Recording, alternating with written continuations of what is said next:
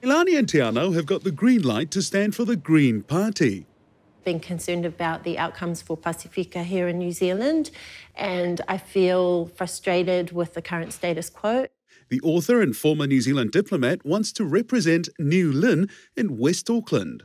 I've also done a lot of work with our youth, particularly in New Lynn and Avondale, so I'm going to continue that.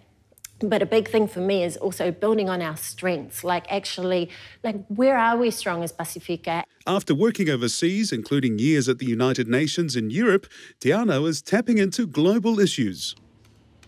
We need to come together to actually, make our people more educated about these issues, but to also provide space for them to speak out on the issues of climate change.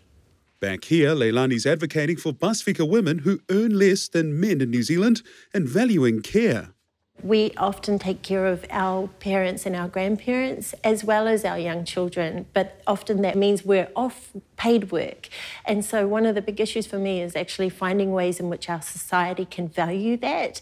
With more than 20 years of working in the education sector, Te Anau values Pasifika identity. For me, I see my particular role here in this space as supporting language and culture within our Pasifika education sector. It's something that I've worked in, something that I'm passionate about. The Pasifika candidates have started campaigning and they hope voters will tick green. We're a generation who've been internationally successful, and we're bringing that knowledge and that educational success back and we're injecting it into politics, but politics with heart and integrity.